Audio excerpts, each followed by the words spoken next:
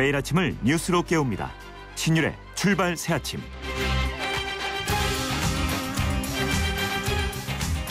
여러분 안녕하십니까. 신율의 출발 새아침 신율입니다. 제가 한 열흘 정도 자리를 비우다가 다시 인사드리게 되는데요. 그동안 제가 뭐 했는지 궁금하셨죠? 제 왼쪽 눈 망막에 갑자기 이상이 생겨서 급히 수술하고 회복하느라고 자리를 비울 수밖에 없었습니다. 물론 아직 회복 중이긴 한데요. 하지만 여러분과 함께 세상을 보고 또 고민하는 자리가 그리워서 빠르게 돌아왔습니다. 신율의 출발 새아침 오늘 순서 본격적으로 시작합니다.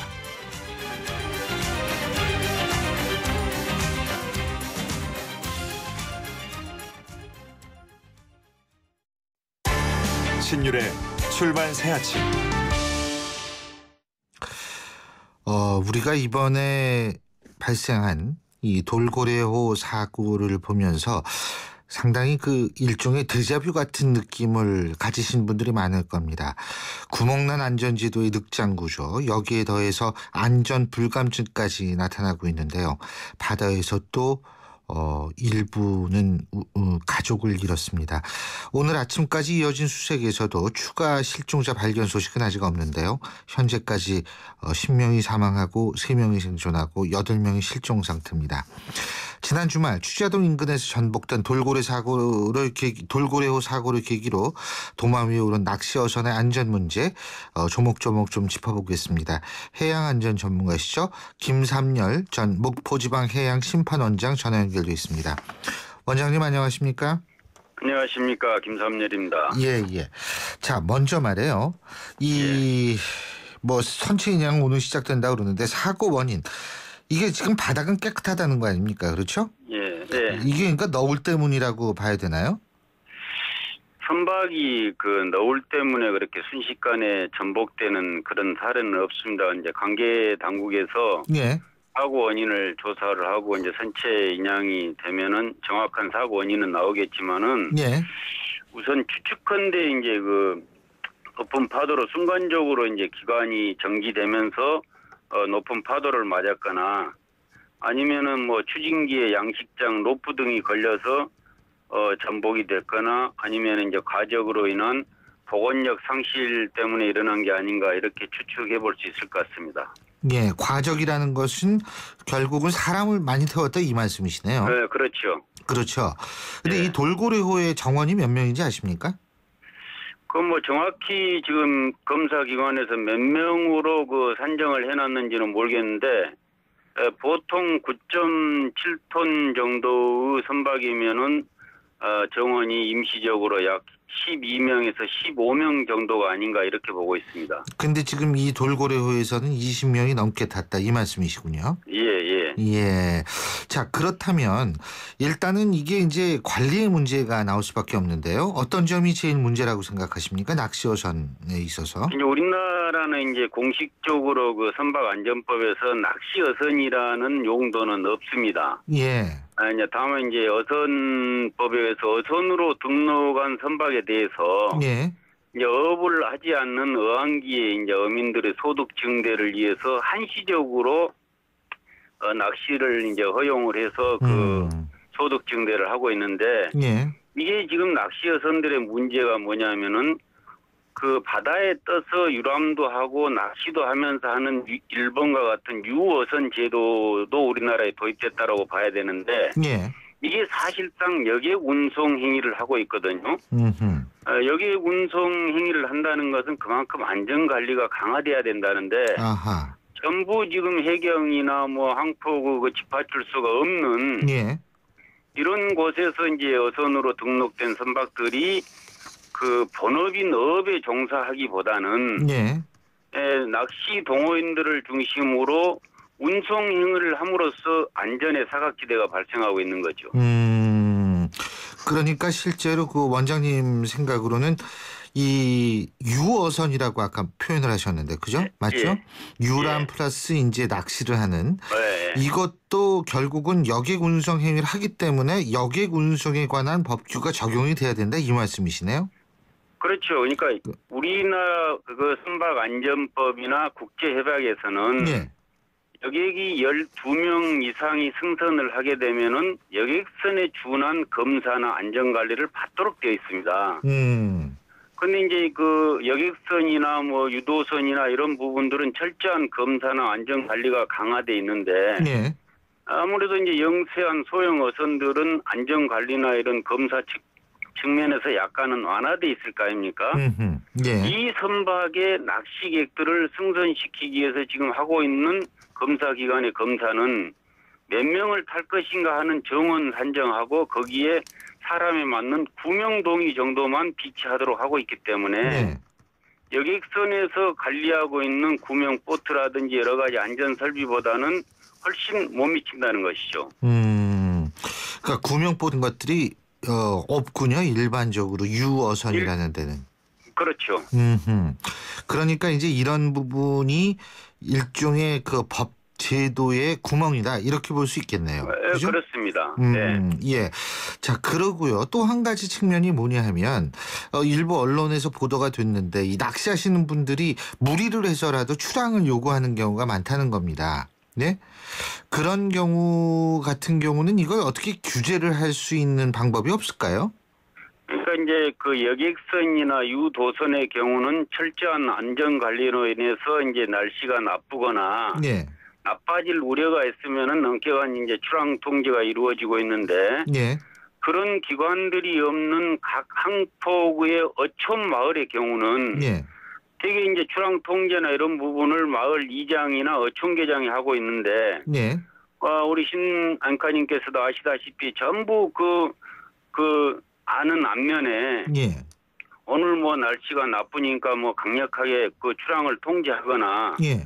이렇게 할 수 없는 이제 그런 실정이고 특히 이제 그 낚시 특성상 약간의 너울이 있고 파도가 치면은 고기들이 잘 물린다는 거 아니겠습니까? 더 잘 물리는군요. 예, 그렇기 때문에 이제 그런 부분들을 이제 좀 일종의 모험식으로 이제 나가는 거죠. 그렇군요. 그러니까 이게 이제 이 승객들도 조심해야 되고 특히 이제 법 제도가 좀 강화가 돼서 지금 유어선 그러니까 여객 운송 행위와 낚시를 하는 이 그런 배들에 대한 통제가 강화돼야 된다라고 그러는데 물론 굉장히 안타까운 사고입니다만 이게 돌이켜서 생각해 보면 구명보트 같은 게 있었으면 이번에 이렇게 많은 인명 피해가 나지 않았을 것이다 이렇게 보시는 거군요. 그렇죠. 그러니까 이제 우리나라의 경우는 이제 항해 구역이 이렇게 네 군데로 정해져 있습니다. 일반 선박 같은 경우, 뭐 평수구역, 연해구역, 뭐 구연해구역, 원양구역 이렇게 돼 있는데 어선의 경우는 영업구역, 즉 항행구역이 정해져 있지를 않습니다. 그렇기 때문에 우리나라 어느 지역이고 이렇게 다 항해를 할 수 있거든요. 그러니까 항해 구역이 정해져 있다는 것은 선박의 크기와 승선 인원에 따라서 안전 설비를 여러 가지 구비를 하도록 되어 있습니다. 그런데 어선의 경우는 업에 종사하는 것을 기준으로 삼고 있기 때문에 그 승선 인원에 대한 구명 조끼만 비치하면 되도록 하고 있거든요. 그래서 영업 구역이 제한되어 있지 않다는 측면에서 이 소형 선박들이 원거리를 무리하게 항해를 하고 또 각 항포구에서 누군가 단속할 수 있는 그런 권한이 있는 기관들이 없기 때문에 정원을 초과하거나 무리한 운항을 하는 경우가 종종 많이 있는 거죠. 그리고 또 한 가지는 이거는 사실 굉장히 이건 법적 구멍이라고 얘기할 수도 없는 건데 이거 기본 아니에요? 이 승선자 명단 관리 문제 말이에요. 예? 아니 어떻게 해경은 말이에요. 어떤 승선자 명단에 있는 사람한테 전화하니까 잘 가고 있다. 이 얘기 듣고서 결국은 늦어졌다 이 얘기인데 이런 일이 어떻게 발생할 수 있는 거죠? 이건 기본 아닌가요?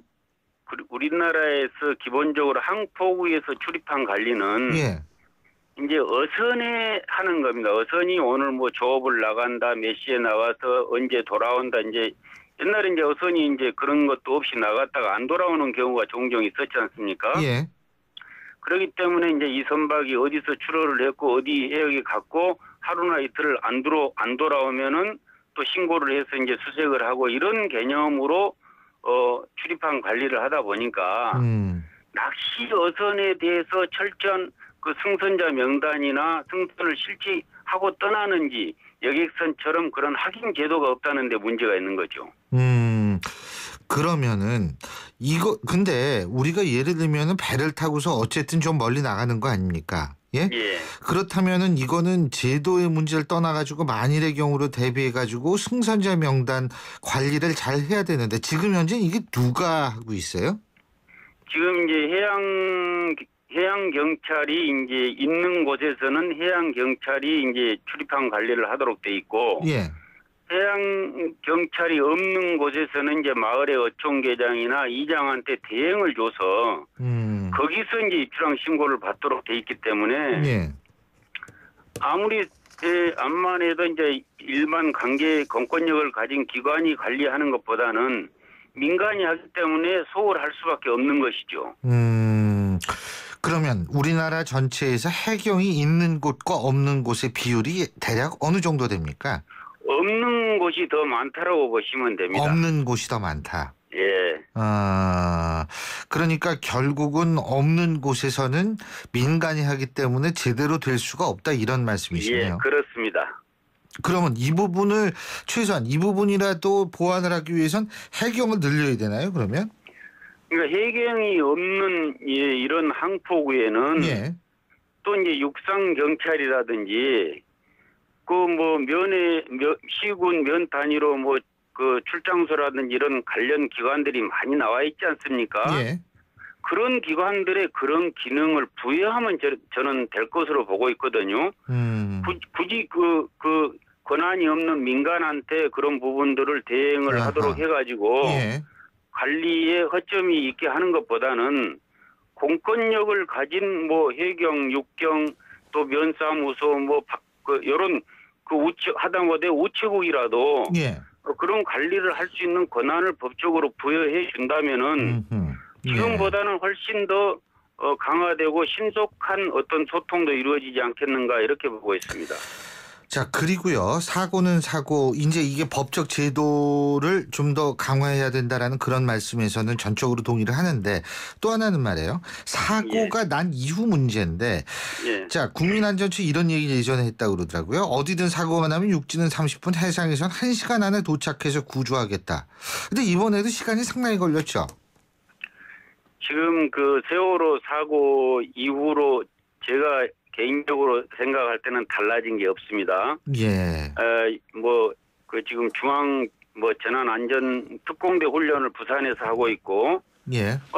그 사고가 나니까 부산에 있는 이제 특공대가 주자도까지 가겠다는 거 아닙니까? 예. 그러면 헬기나 비행기를 선박을 이용한다 하더라도 상당한 시간이 소요됩니다. 예. 그러니까 실질적으로 1시간 이내에 도착해서 구조를 하겠다 이런 이거는 우리나라 지금 각 해경서들이 굉장히 많이 있습니다. 예. 이런도에 특공 구조 센터를 둬가지고 이런데 특공 구조 센터를 둬가지고 어떤 해역에서 사고가 발생한다 그러면은 그 지역에 있는 특공대가 즉시 출동을 해서 구조가 될 수 있도록 하는 시스템이 갖추어져야지. 부산에 있는 특공대가 주자도까지 가겠다? 예. 이거는 제가 볼 때 골든타임을 놓칠 수밖에 없는 그런 구조가 아닌가 이렇게 보고 있습니다. 예. 그러니까 좀 아까 세월호 이후에 바뀐 것이 없다. 이렇게 말씀하셨죠? 제가 볼 때는 바뀐 게 없습니다. 여객선 관리도 그렇고 모든 면에서 그렇다 이 말씀이시군요. 예. 알겠습니다. 이런 문제는 저희가 안전에 관한 문제이기 때문에 끝까지 파헤치고 계속 문제를 다뤄야 될 거라는 생각이 듭니다. 그렇습니다. 문제 제기는 계속 해야 되겠죠, 물론. 그죠? 예. 오늘 말씀 여기까지 듣겠습니다. 고맙습니다. 감사합니다. 예, 지금까지 김삼열 전 목포지방 해양심판원장이었습니다. 지금 7시 18분 28초 지나고 있는데요. 교통 상황 알아보겠습니다. 유보영 캐스터. 네, 출발 새침 교통정보입니다. 이른 아침 출근길 곳곳에 돌발 구간들 주의하셔야겠는데요. 사직로 8길 세종문화회관 방면으로 경희공행 아침 3단지 앞에 사고가 났습니다. 이 부분 안전하게 운행하셔야겠고요. 한글 비성로 대진고 방면인데요. 을지병원 앞에 사고가 났기 때문에 역시 이 부분 주의해서 지나시라는 현장 소식입니다. 올림픽대로 공항 쪽으로는 반포대교 부근에 사고가 났습니다. 사고 여파로 방면으로 올림픽대교부터 정체를 빚고 있고요. 반대쪽으로는 행주대교부터 한강대교 지날 때까지 계속해서 반포대교까지 속도를 못 내고 있습니다. 교통량은 빠르게 늘고 있고요. 경부고속도로 부산 쪽으로 서울 시내 구간인데요. 서초나들목 부근에 대형 화물이 도로에 떨어져 있습니다. 여전히 처리가 되지 않고 있기 때문에 한남에서부터 그 여파를 받고 있습니다. 그 밖에 내부순환로 성수 쪽으로 종암분기점 부근 마장램프 부근에 각각 작업 중이라는 점 참고하시기 바랍니다. 출발 새 아침 교통정보 유보연이었습니다. CEO 금난세입니다. 꿈꾸는 젊음은 아름답고 도전하는 열정은 성공을 부릅니다. 파이팅 하세요. 그리고 여러분의 미래를 기록하세요. 성공을 위한 CEO 금난세 씨의 노력은 매일매일 양지 다이어리와 함께합니다. 나의 역사 속엔 언제나 양지 다이어리. 신율의 출발새 아침 1부 순서는 여기서 줄입니다. 잠시 뒤 2부에서 뵙죠. 여보, 이번 주말에 나들이 갈까? 좋아요. 대신 버스 타고 가요. 출퇴근도 지하철로 하는데 나들이는 차 갖고 가지 왜? 이번 주가 친환경 교통 주간이잖아요. 이번 주는 대중교통을 이용해요. 결혼 전처럼 버스 데이트하는 기분도 내보자고요. 그런가? 역시 내가 결혼 안 한 잘했어. 가서 자전거도 타요. 왜인지는 알죠? 알지. 자전거는 건강과 환경을 다 지킬 수 있는 친환경 교통이잖아. 9월 16일부터 22일까지 친환경 교통 주간입니다. 당신이 선택한 친환경 교통이 친환경 거리를 만듭니다. 이 캠페인은 환경부 수도권 대기환경청과 함께합니다. 소통의 아침을 여는 공정한 목소리. 신율의 출발 새 아침. 신율의 출발 새 아침 2부 순서 시작합니다. 신율의 출발 새 아침. 더 이상 지체하거나 기다릴 시간이 없다. 박근혜 대통령이 어제 대구를 찾아서 또 한 번 노동개혁에 대한 당위성을 강조했죠. 정부는 10일까지 노사정 대타협을 이끌어내야 한다는 입장인데요. 사흘 앞으로 다가온 D-Day, 과연 진전된 합의 이끌어낼 수 있을까요? 새누리당 노동시장 선진화 특별위원회 위원장을 맡고 있는 이인재 최고위원 연결해서 입장 들어보겠습니다. 이 위원장님 안녕하십니까? 예, 안녕하세요. 예. 어제 파업을 핵폭탄에 비유를 하셨어요? 예. 이 어떤 뜻입니까 이게? 예, 그렇습니다. 과거의 파업은 예. 그 파업을 한 사업장, 예. 그 폐해가 이제 거기에 많이 한정돼 있었습니다. 예. 근데 요즘은 기업마다 이 상호 연계성이 너무 거미줄처럼 강화됐고요. 그래서 산별 노조가 있는 거 아닙니까? 예? 글쎄 그렇더라도 지금 뭐 단위 사업장마다 파업을 하고 있지 않습니까? 예. 그리고 이제 국민 경제보다는 이제 개방 경제로 돼가지고 세계화되어 있기 때문에 이제 어느 한 사업장에서 파업을 하면 그 폐해가 이 상상을 초월하게 확대돼 나갑니다. 그러니까 체인 리액션처럼 이게 쫙 퍼진다 이 말씀이시죠? 퍼져나가지고 핵폭탄처럼 퍼져나가고 그다음에 이것이 이제 우리 옛날 같으면 어느 기업이 파업을 해서 그 문제가 생기면 우리나라의 다른 기업이 그 빈자리를 메꾸게 되지만 지금은 세계 경제 시대이기 때문에 이 다른 나라에서 밀고 들어옵니다. 그래가지고 국가 경제에도 치명타를 주게 되고요. 그래서 노조는 파업을 할 때 훨씬 더 긴장을 높이고 도덕적인, 윤리적인, 사회적인 책임을 다해야 됩니다. 함부로 파업을 하면 절대 안 됩니다. 이제. 그렇다면은 지금 파업을 하는 노조도 좀 신중했어야 된다 이 말씀이십니까? 예, 근데 금호 타이어 같은 경우는 타이어 업체 중에서 지금 경영이 제일 악화되어 있는 상태, 객관적으로 그렇게 되어 있지 않습니까? 그런데 이렇게 하면은 정말 이건 그 사업장만의 문제가 아니라 이건 뭐 보통 문제 아니죠. 예. 아니 그리고요 일부에서 이제 이런 얘기가 나옵니다. 김무성 대표도 왜 이전에 쇠파이프 표현하지 않았습니까? 쇠파이프를 휘두른 노조 때문에 국민소득이 3만 불을 넘지 못했다. 이런 얘기인데 이런 얘기도 했고요. 근데 이제 일부에서는 이런 얘기를 하더라고요. 노동개혁 강조하면서 노조에 대해서 비판하는 거 이거는 결국 좀 노동개혁의 주체가 될 대상을 너무 몰아세우는 것 아니냐 이런 얘기도 있거든요. 예, 노조는 존중돼야 되죠. 우리 헌법에 의해서 보장된 기관이고요. 예. 또 노동자를 대변하는 이런 기관이기 때문에 조직이기 때문에 이제 마땅히 존중돼야 됩니다. 그런데 이 잘못된 과거의 문화 이거는 이제 지적을 해야만 새로운 문화로 바꾸는 개혁이 가능하지 않습니까? 예. 그래서 그런 일부 표현에 좀 문제가 있다 하더라도 그거는 노조를 공격하거나 비판하는 게 절대 아닙니다. 이 과거에 이제 이 잘못된 문화를 이제 더 선진화된 문화로 바꾸자. 지금 이렇게 이야기하는 것이니까요. 앞을 보고 좀 넓게 이해하고 하면 좋겠습니다. 예. 저기 이 최고위원님께서 말씀하신 잘못된 과거의 문화라는 게 이제 폭력 사태 말씀하시는 겁니까? 네, 그렇죠. 이제 이 노동 운동 제가 노조만 이야기하는 건 아닙니다. 이 노동 시장이라는 건 이제 경영하고 노조하고 이렇게 상관관계 아닙니까? 예. 그래서 경영 쪽에도 문제가 많이 있었어요. 많이 있었지만은 하여튼 어느 쪽이 됐든 예. 불법 행위 또 사회적 윤리적 책임을 다 못하는 행위 이런 것들이 보편화됐던 이런 것들은 이제 그런 시대는 마감을 해야죠. 예. 이게 그러니까 타협이 돼야지 그런 시대가 마감이 되는데 그렇지 않습니까? 근데 이게 타협도 문화에 관한 문제가 아닌가 이런 생각이 좀 들긴 들어요. 예, 그래서 지금 그러니까 딴 분야는 다 그렇지 못한데 노사만 그러라고 하는 게 그게 좀 이제 다른 분야도 다 개혁을 통해서 이제 선진화돼야 되는데 특히 노동 시장은 IMF 이후에도 개혁을 전혀 못했어요. 예. 그래서 그리고 이제 지금 또 상황이 너무 엄중합니다. 이 청년들은 이제 고용 절벽 앞에서 고통받고 있고 또 이 지금 저성장 늪으로 자꾸 우리 경제가 빨려 들어가는 듯한 위기감이 있지 않습니까? 예. 그래서 다른 산업 정책을 하든 뭐를 하든 다 좋은데 궁극적으로는 이 노동 시장에서 이제 말하자면 새로운 그 투자라든지 이런 것들이 일어나야 되지 않습니까? 노동 시장에 대한 불신이 있으면은 뭐 다른 거 다 되더라도 투자를 결국 꺼리고 안 하게 되니까 말이죠. 예. 그래서 노동 시장을 선진화하는 것이 제일 급선무다. 지금 정부가 이렇게 선언을 하고 이제 노동 개혁을 추진하고 있는 겁니다.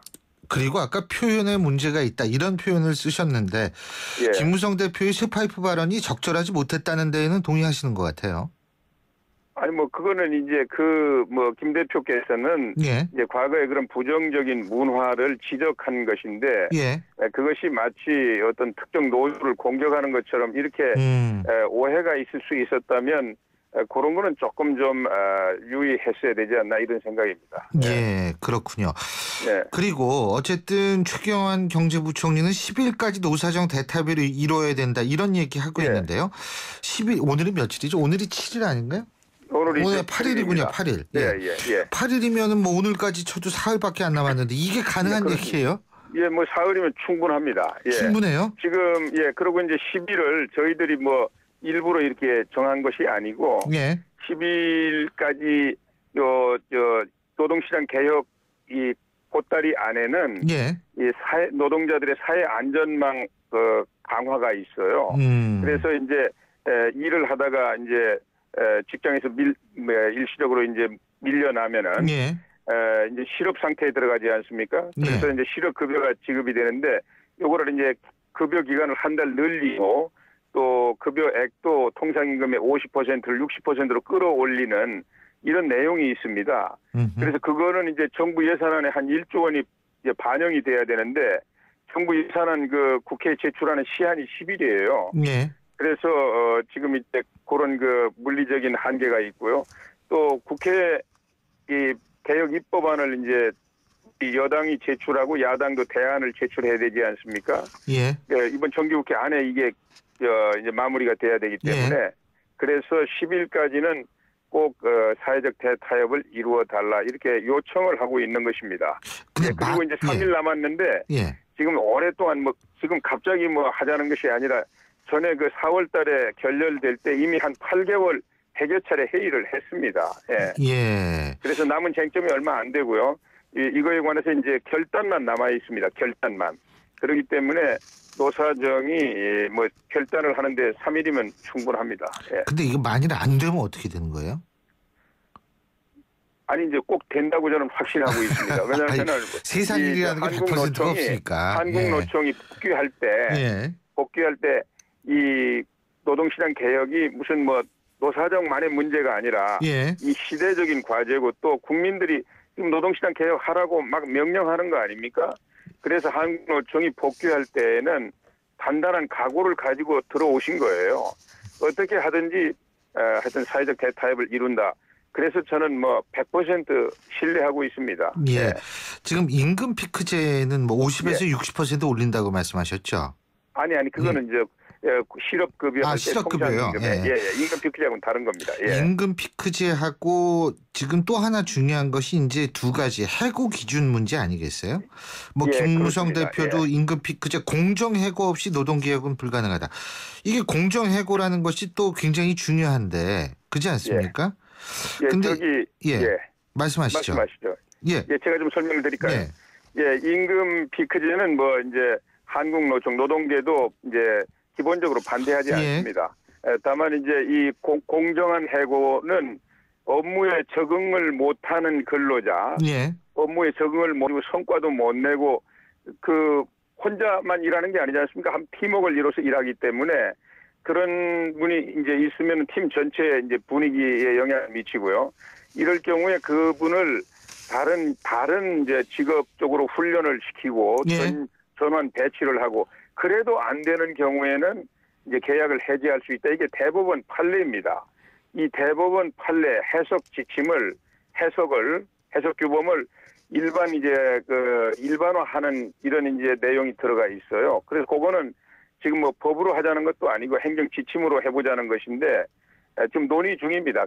그렇게 큰 문제 아닙니다. 그걸 이제 공정한 해고다 이렇게 지금 뭐 정부에서는 이름을 붙이고 있습니다. 그러니까 이게 기준이 명확해야 된다는 얘기죠. 실체적으로 예를 들면은 대법원 판례에 의해서 인정이 된 거예요. 인정이 됐는데 그냥 놔두면은 뭐 경영하는 쪽에서는 또 그거 가지고 막 악용해가지고 함부로 또 계약을 해지할 수도 있지 않습니까? 또 이제 노조 쪽에서는 그러면 이제 분쟁이 발생하고요. 그렇기 때문에 이거를 이제 명쾌하게 기준을 좀 정해서 노동계 시장에 혼란이 없고 또 그걸 남용해가지고 근로자를 함부로 해고하는 일 없도록 이렇게 해보자는 것입니다.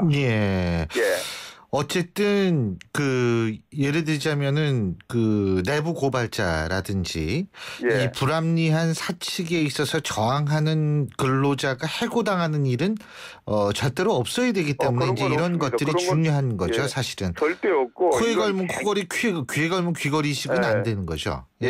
그렇지 않습니다. 선진국에서 하고 있는 것처럼 엄격한 그 요건과 절차, 또 그 평가 업무에 적응을 못해가지고 성과를 못 내느냐 하는 엄격한 평가 절차 이런 거를 합리적으로 잘 만들어 보자.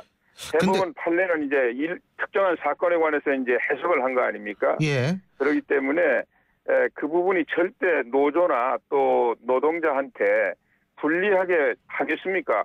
그리고 정부가 지금 법을 만드는 것도 아니고 고용노동부의 행정지침으로 하는데 실정법하고 대법원 판례 범위를 벗어나서 근로자에게 불리하게 할 수가 없습니다. 그런데 왜 노동계가 받을 수 없다? 그런데 이제 정서적으로 해고에 관한 뭐를 규정한다 하니까 정서적으로 좀 피해의식을 갖고 있는 것인데 그래서 이제 지금 대화를 잘 하고 있습니다. 그저 쉬운 해고다 뭐 자꾸 이렇게 이제 안 좋은 방향으로 이야기들을 자꾸 하고 있는데 그건 사실하고 다릅니다. 알겠습니다. 현안도 좀 여쭤볼게요. 지금 국회 윤리특별위원회요. 징계심사 소위를 열어서 지금 성폭행 의혹을 받고 있는 심학봉 의원의 징계안을 논의했다고 하는데 결론이 안 났죠. 그죠? 그런데 그 진행 상황을 제가 잘 보고를 못 받아서 여당 의원들이 소명 기회를 더 주자 이런 주장을 했다고 하는 보도가 있던데. 이거 뭐 어떻게 보세요? 소명 기회는 물론 뭐 주기는 줘야겠지만. 저도 그 내용을 제가 잘 모르는데 하여튼 그러나 이제 이 제명이라는 것은 사형에 해당하는 거 아닙니까? 이 정치 생명을 완전히 이제 끊는 사형에 해당하는 건데. 뭐 징계안이니까 소명 기회가 부족했다면 뭐 소명 기회는 줘야 되겠죠. 근데 아니 징계안이 뭐 반드시 제명을 전제로 징계를 하는 것은 아니지 않습니까? 지금 뭐 보도를 보면은 이제 제명을 향해서 가고 있는 거 아닙니까? 그러니까 여론이 굉장히 악화되고 있다라는 사실은 분명한 사실이겠죠. 그렇지만 뭐 어쨌든 절차대로 밟는 것은 중요한데 이 결론이라는 걸 좀 빨리 내려야 되는 거 아니냐. 제 식구 감싸기 아니냐. 이게 물론 아닐 수도 있어요. 근데 국회가 과거에 좀 그런 모습을 많이 보인 건 사실이잖아요. 그러니까 이게 자꾸 그런 의혹이 쌓이는 거 아닌가 이런 생각이 들어서 여쭤본 거예요. 저희 지금 우리 최고위원회에 제가 참여를 하고 있는데 거기서 아직 보고를 못 받아서 제가 개별적으로 잘 알아보질 못했습니다. 잘 알겠습니다. 오늘 말씀 여기까지 듣겠습니다. 고맙습니다. 감사합니다. 지금까지 새누리당 노동시장 선진화 특별위원장을 맡고 있는 새누리당 이인재 최고위원이었습니다.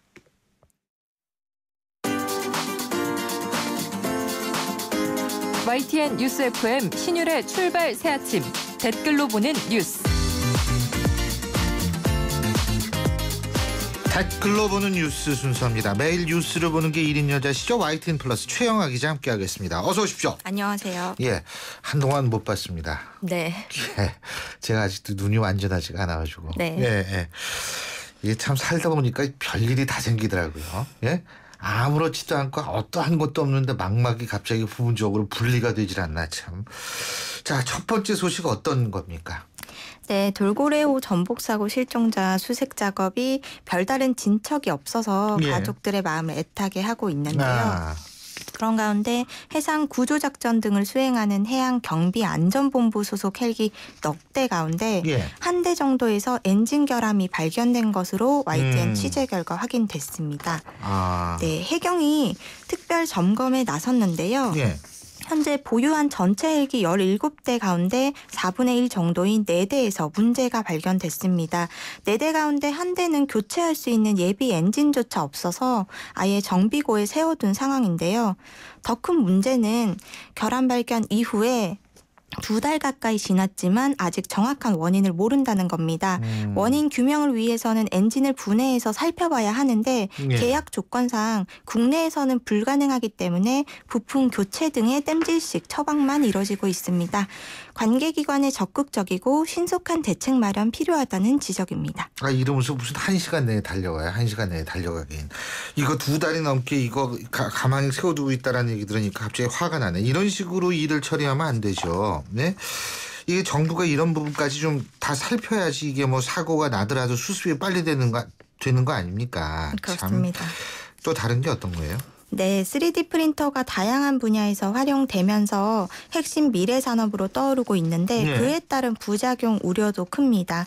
최근 3D 프린터로 만든 유사 총기를 국내로 들이려다 세관에 적발되는 건수가 늘어서 비상이 걸렸는데요. 이게 영화에서 CSI 같은 데 나오던데. 네, 그렇습니다. 세관에 적발된 유사 총기는 지난해 166정으로 2년 전과 비교하면 50% 가까이 늘었습니다. 실제 총기는 적발 건수가 28정에서 4정으로 크게 줄어든 건데 이와 정반대인 거죠. 3D 프린터가 보급되고 해외 직구가 활성화되면서 반입량이 증가한 것으로 보이는데요. 유사 총기라 하더라도 마음만 먹으면 사람을 해치는 무기가 될 수 있기 때문에 단속 강화 목소리 높습니다. 이에 대해서 누리꾼의 반응을 좀 말씀드리면 총기에 관한 법안을 세분화시켜서 총기 규제 강화하고 대응 시스템 만듭시다 이런 분들이 많았고요. 3D 프린터가 미래를 바꾼다지만 이런 부작용은 우려된다. 소 잃고 외양간 고치지 말자 이런 지적이었습니다. 물론 이제 그것도 맞지만 이게 영화 같은 데서 나오는 게 실제로 있군요. 참 난 미드에서만 나오는 줄 알았는데. 그리고 다른 뉴스 어떤 게 있을까요? 네, 집이나 건물을 몇 채씩 가진 자산가들이 건강보험료 한 푼 내지 않고 본인이 부담한 치료비를 돌려받기까지 하고 있다고 합니다. 이런 게 이제 전문용어로 파렴치하다 그러죠? 네, 그렇습니다. 금융소득이나 연금, 기타 소득이 각각 항목별로 4천만 원이 넘지 않거나 재산세 과세 표준 9억 원 이하면 피부양자로 등록할 수 있습니다. 때문인데요. 이처럼 집이나 상가를 3채 이상 갖고 있으면서 피부양자로 등록된 사람 가운데 환급 혜택을 받은 가입자는 지난해 14,600명, 환급액은 271억 원에 달합니다. 한 명당 평균 환급액은 180만 원인데요. 건강보험 부가체계 개편안 서둘러 마련하자는 목소리 높습니다. 누리꾼들이 이에 대한 기사에도 많은 댓글을 썼는데요. 이분들이 이렇게 부자가 됐나 보군요. 우리나라 부자들이 서민이고 서민이 부자인 나라 같습니다. 이런 이중 혜택 언제쯤 개선될까요? 이런 씁쓸한 반응이었습니다. 야, 이거 표현이 아주 기발하네요. 부자들이 서민이고 서민이 부자 같다. 아니 근데 제가 이거 입원을 하고서 수술 받고 이러다 보니까 건강보험 굉장히 중요하거든요. 네. 근데 이것의 어떤 측면에서 볼 때 그렇기 때문에 이것이 공정하고 잘 운영이 돼야 되는데 그렇지 못할 가능성 이건 철저히 막아야죠. 맞습니다. 자, 또 다른 뉴스 얘기해 보죠. 네, 미국 조지아 주립대 언어연구소에서요. 네. 생후 9개월 때부터 언어를 배운 수컷 원숭이 칸지에 대한 이야기인데 네. 이 원숭이는 의사소통법을 익혀서 천재 원숭이로 통합니다.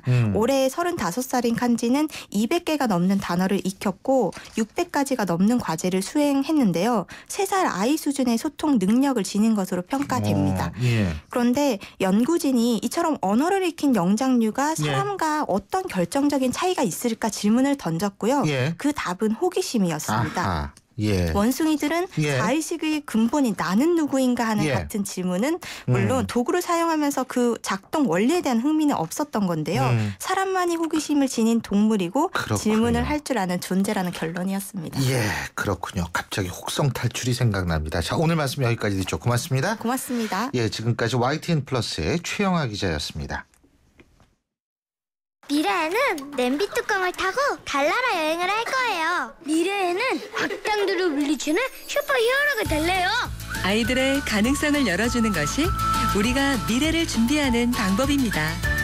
교육 출판에서 문화 콘텐츠까지 미래를 밝히는 힘. 신율의 출발새 아침 2부 순서는 여기서 줄이고요. 전 3부에서 다시 뵙겠습니다.